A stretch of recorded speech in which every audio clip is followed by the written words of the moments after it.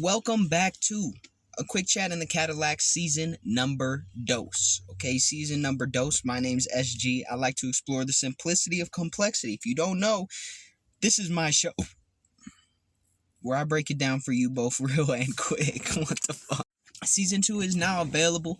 Full episodes ordered by title, episode number, and season, especially if you check the playlist on my YouTube. So go to YouTube, type in SG space Bubba space K, where you'll find all those episodes, easy to access, understand, and well organized.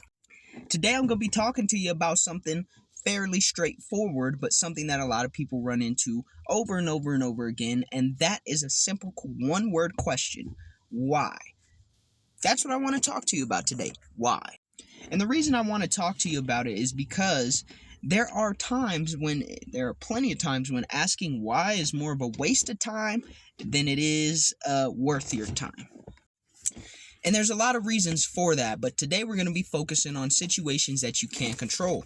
And I want to explain the reasoning behind the question why being a time suck instead of something that's valuable and valuable and efficient. A lot of times, at least if you can relate to this, a lot of times when I find myself asking the question why, the reason has a lot more to do with my comfort level with the scenario, with the situation, with the interaction, than the actual need to understand why it is that way. Sometimes the question why is very important, like understanding society structures, important decision-making processes, so on and so forth. But sometimes, especially when conflict exists, when confusion exists, and when there's a lack of clarity and comfort in your energy, in your orbit, the question why is less productive than it is productive. But this applies very specifically. So when it comes to you, your thoughts, your emotions, your actions, the question why can be very productive because it gives you a frame of reference. It gives you something to understand moving forward, how to conduct yourself, how to behave, how to understand where you were versus where you want to be, and what action is needed for you to bridge that gap. But if you're asking why in connection to others' actions, others' perceptions, others' beliefs, anything external to you, asking the question why will often lead to a never-ending loop of answers to why. Because you never can truly know why something is operating the way it is, why someone thinks or acts or speaks a certain way outside of you. Even if you ask them directly, you have to bank on them being honest when they answer you. And if you're someone who struggles with trust, that's going to lead to a never-ending loop of imagined fantasies or nightmares. The question why for anything external to you is better left unanswered. Because when you leave it unanswered in your mind, when you're not focused on the other people's and other things' whys, then whatever the answer is will become apparent through their actions, through their behavior, through their decisions, through the results that you see externally. That's the only answer to that question that you'll really need. Now, internally, you need to answer the question why so that you can make progress. Externally, you don't even really need to ask the question why because it's not as relevant as you may be telling yourself. And so you might be sitting here thinking about it and let's take the most conflicted points and pieces and memories that you have. Situations where you really weren't sure entirely what the correct decision was to make or what was really going on within that interaction between you and this system or you and this person. The answer to the question why isn't going to change any of the outcomes. The only thing that the answer to that question can do for you when it comes from external sources, when you ask why is this external source behaving this way, the answer just allows you to rationalize how it made you feel, how that experience made you feel. But it doesn't really, like I said, it's not going to change that outcome. Okay, and even in a future tense, if you're asking a question, well, why is this person behaving this way? Why is this system set up this way? That still really doesn't do as much as you'd want it to, even if you get a solid answer for your future. What you need to be focusing on is why is this important to me?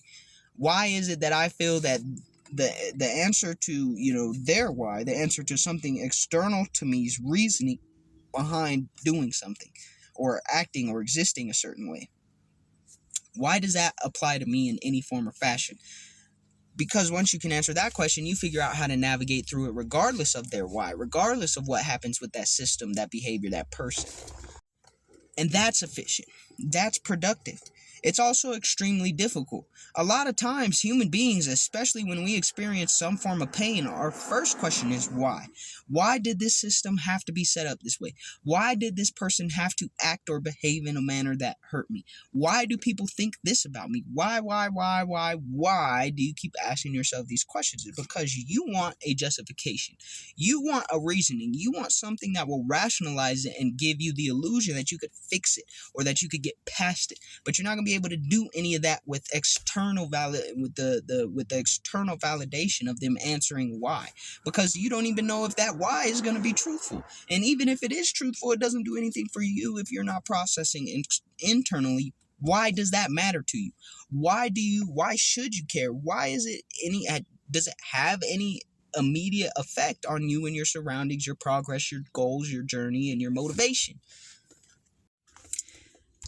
So that's where the question itself becomes tricky. Okay, it's very simple in essence to understand. Okay, the only time it's really productive to ask why is when we're looking internally. Now, if you're in a conversation with someone and you're just trying to understand their thought process, sure, you can absolutely ask why, and you may even find some valuable information from that if they're willing to divulge it to you. But it should not be your main source of information. It should not be something that you rely on, because it's, just to be honest with you, it's unreliable. The best that you could do is learn something about someone or a system and then apply it to your life if you so choose that it's productive and that will be beneficial to you. But worst case scenario, you'll be running around in loops and circles trying to figure out endless questions of why this and why that, and maybe it's this and maybe that. And if you can't get an answer to those, you'll start to kind of formulate answers in your head that will cause you to more or less just hinder yourself. So today's focal point for you, this is your assignment, this is your homework. Blah, I know, fuck homework, but you got to do it. Today's assignment is, anytime you catch yourself asking the question why.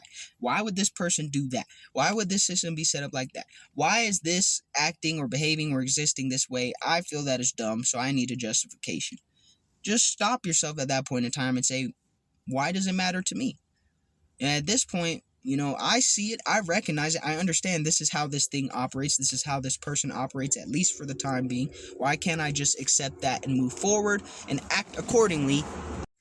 That would be a much more beneficial question to ask, because at that point you're inspiring action. You're getting yourself in a frame of mind where you're primed to actually do something about the situation.